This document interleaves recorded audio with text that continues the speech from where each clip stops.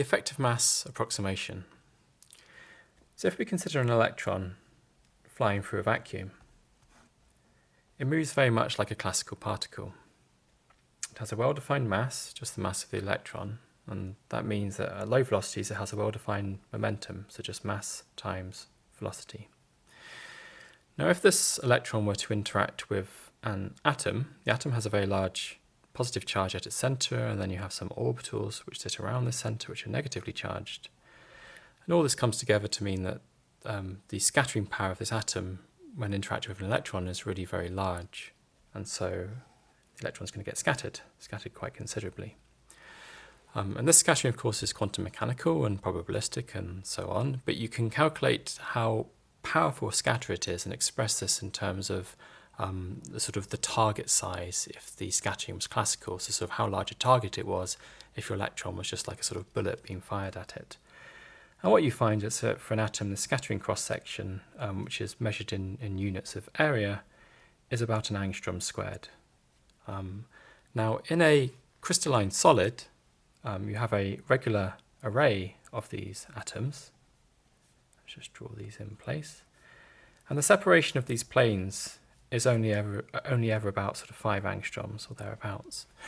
So the size of the atoms in terms of their scattering is very large compared to their spacing. So in other words, solids look really solid from the perspective of an electron. And so you would imagine that an electron just wouldn't be able to move within a solid, like it'd just be constantly sort of getting backscattered and therefore wouldn't be able to make any progress. But what you find instead is that there are actually travelling wave solutions within the solid where the only scattering occurs when you have some kind of defect. So as long as you don't have any defects in your solid, instead you have something that looks very much like a momentum and something that looks very much like a mass, and then this travelling wave state that certainly carries the charge of an electron, and therefore you can almost think as a sort of classical electron moving around within your solid. And so this really is the concept of effective mass. And so what we're going to do in this lecture is try and develop a very simple quantum mechanical theory for what the electronic structure is within the solid.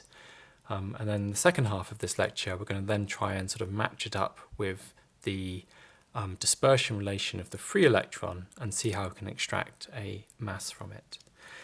And so this free electron that's in vacuum, and so this is the sort of the technology that was used in the first half of the 20th century in vacuum tubes to sort of make all of our radios and computers.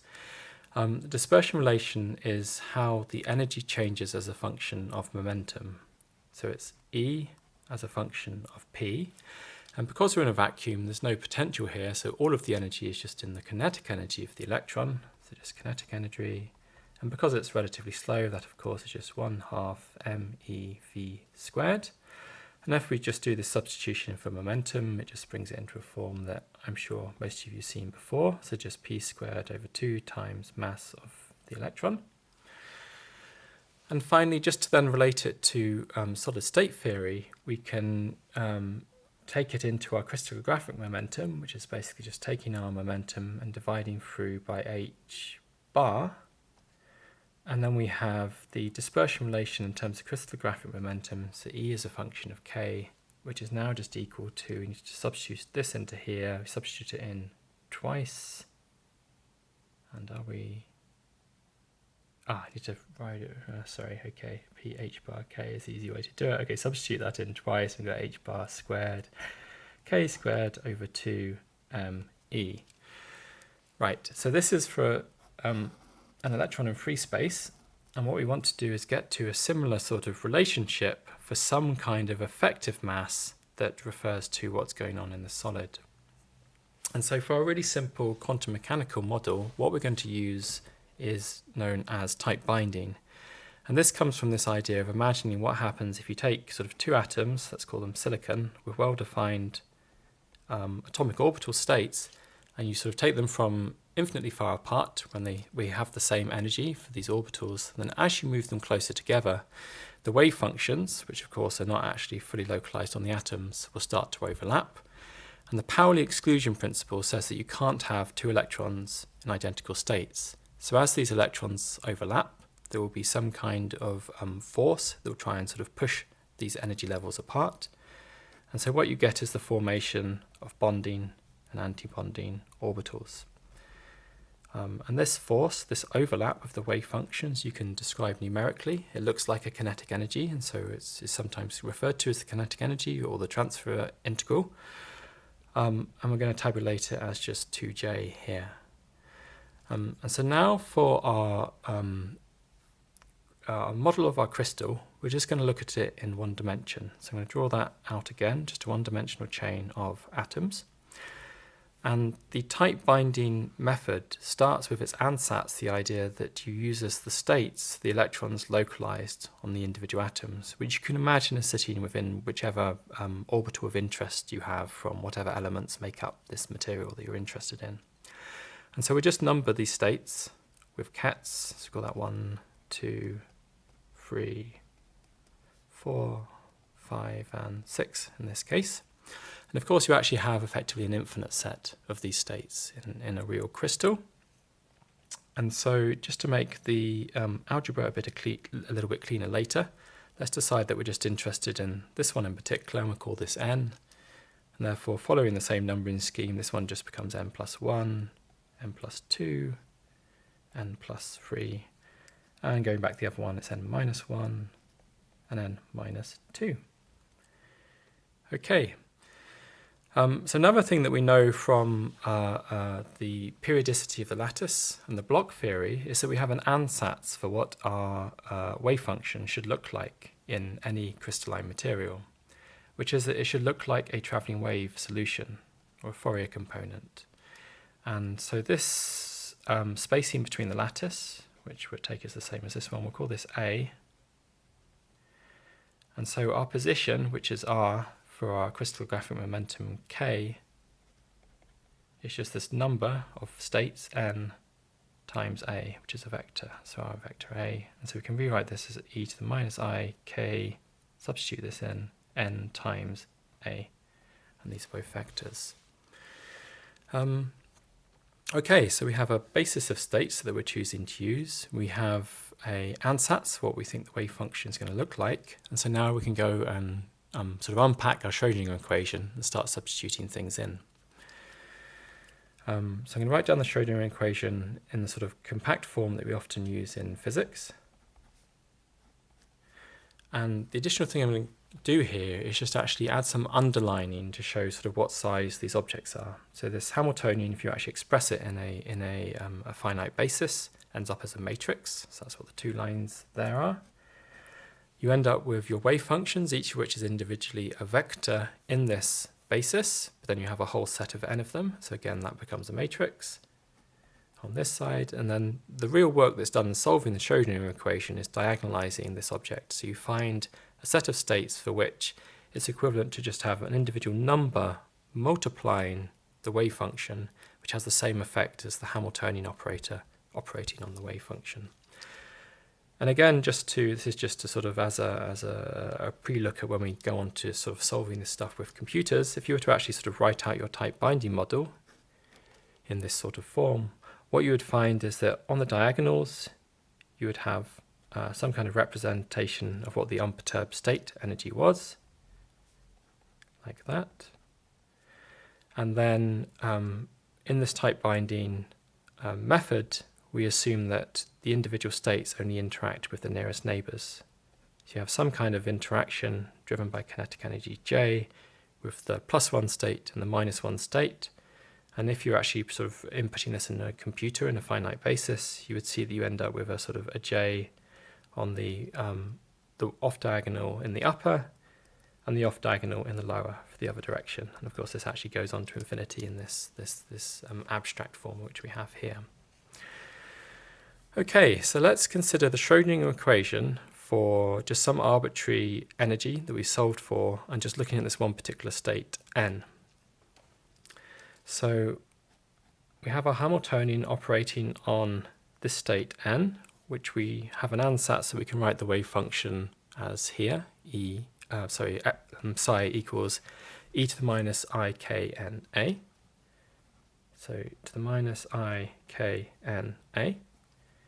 And we know that's going to be some number that I guess we'll just call e. multiplied by the same state again, e to the I k n a. Now, this Hamiltonian is infinite in dimension, but it's only got 3 components which actually act on this state, which are just the state itself, and then these 2 ones that it's coupled to via this j. And so we can write out the elements of the Hamiltonian, and the first one is just simply this site energy. And then we're going to have 2 elements, both of which have j as a prefactor. I think I've just decided to take negative j here, and it doesn't really matter, it's just the difference between holes and electrons really. And this is going to act on not the matrix element of this state, but the n+1 state. And then similarly, you're going to have the interaction in the other direction, so just plus e to the minus I k n minus 1 times a. And that's just equal this thing here. Okay, so what can we do? Well, what we want, just as for the free electron case, we want some kind of relationship for E as a function of momentum. And so we're going to rearrange this for E, which means we're going to divide through by this bit. So just explicitly show what we're doing, then we can cancel it. Minus k n a. This is a bit complicated, so I just write that out and leave it. And this, of course, is the same thing again, so it just cancels to 1. Now the algebra of what's going on in here, so we're dividing by an exponential to a power of some different number here, so this all factors nicely, and we just end up subtracting this, in this case n, from this in brackets, which is n+1. So this is going to end up as e to the minus I k and then 1 times a, plus e to the minus I k, and here it's n minus 1, subtract an n, so we're going to end up with a minus 1 in there, times a, and that's going to interact with the negative at the front and make it a positive. Okay, and so this is all cancelled nicely, and we're going to write that and say that's explicitly a function of k. Now this is still slightly going off the page. This is still looks like a sort of fairly complicated thing. You might not appreciate immediately what this is just by looking at it, but hopefully you'll be able to reassure yourself by looking at Euler's formula that this is actually equivalent to 2 cosine of ka. And so just writing all of the other bits. So we have our original unperturbed energy minus j times this thing, which is a cosine in momentum. And I'll move this to this other side to make it explicit. It's a function of k. And I'll also just do something else with the notation. So as well as showing that it's a function of k, and again this sort of connects more to sort of some of the ideas in programming and using computers that we'll do later, it's now a semicolon, and then I'm going to put j and a.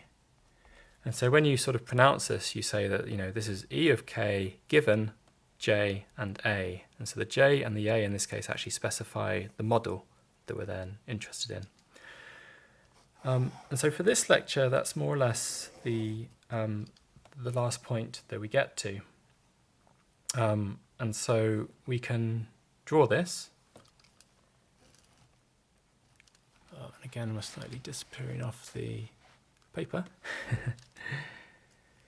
So what does this function look like? Well, okay, this is 0, and this is often known as the gamma point in the Brillouin zone. So this is just k, and the gamma point is, in 3 dimensions, is just the 0, 0, 0 in k space. We also know there's going to be some unusual behavior when this hits a certain value, and that's going to be when you get k being equal to pi over a. And so this is an unusual point, and this is also related back to the edge of the Brillouin zone. So the edge of your Brillouin zone is at pi over a, and it's where this function gets to the edge of its periodicity. And so your cosine function, of course, just looks like this, and you know that it fluctuates between +1 and -1, and therefore this thing overall is going to have a width, a bandwidth, of 4 times j, and we know it's going to reach a symmetry point on pi over a, and other than that it's going to look like a cosine, so it's minus a cosine, so it's starting at the bottom. So this is why we're looking at the electron state, so the conduction band rather than the valence band. And it just has a sort of functional form like this. And so if we just compare this now to the form up here, we can see that what we want to do next is to somehow find this relationship, this quadratic relationship in K, for our electronic structure that we just calculated for the system. But just as a final part of this lecture, we're just going to sort of plot this function. So we can see that it's quadratic, so in K squared, and so it's just going to rise continuously. So unlike the band structure one that we just calculated, it doesn't have this unusual behavior as you get to the high symmetry location. It just keeps on going straight through that position in K space. And then this idea of effective mass just comes from the curvature at this point near the extremum of the band structure. Okay, so I'm going to leave that there, and then we'll have some live discussion, and then we'll come back and try and sort of calculate what the curvature for this form of our electronic structure, our band structure is.